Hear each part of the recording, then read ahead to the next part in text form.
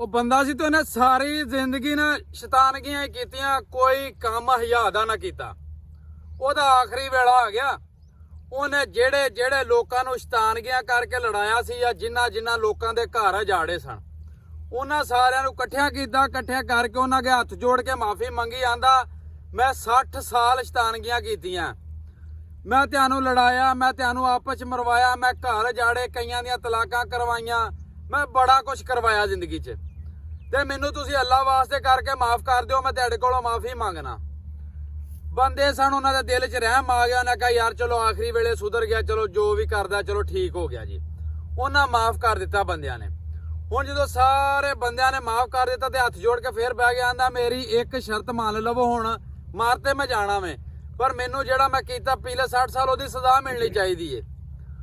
बंदे आख्या 10 वजे जो बंदे वादा कर लिया भी तेरी आखिरी ख्वाहिश पूरी करा दे, उन्हें कहा जो मैं मर जा तो मैनू किली ठोक के दफनाओ।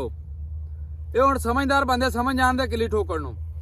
अच्छा वो जो मर गया, बंदियां ने जो दफना लगे तो किली ठोक दी, उसकी आखिरी वसीयत के मुताबिक भी वो पता की चाहता सी भी तुसीं किली ठोकियो, दुनिया नूं मैसेज आवेगा कि मैं शैतानगियां कीतियां, मैं लड़ाइयां कराइयां, मैं लोगों के घर उजाड़े ने, पर मैनू लोगों नूं पता लग जाए भी ये बंदा अपनी सज़ा पा के दुनिया तो गया वे।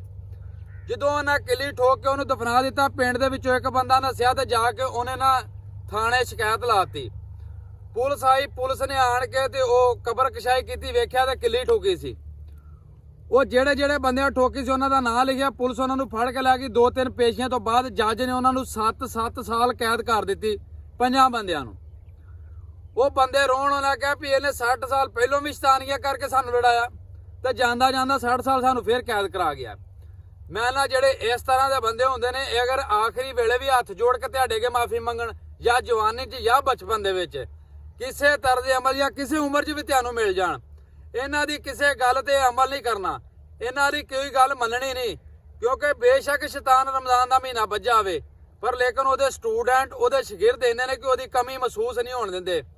यकीन करियो, अगर शैतान नूं कैंकरियां मारन की इजाजत हुंदी ना, ते कई जेड़े हज करन जांदे ना, हाजी उत्थे ते कैंकरियां खा के वापस आउंदे। बाकी मैनूं उम्मीद है कि मेरी आवाम समझदार है, बाशऊर कौम है, ये इवें दे लोकां तो बच के रहण दे। बाकी मेरी दुआ है हमेशा हसदे रहो, वसदे रहो। अगर रही जिंदगी तो फिर जरूर मिलांगे।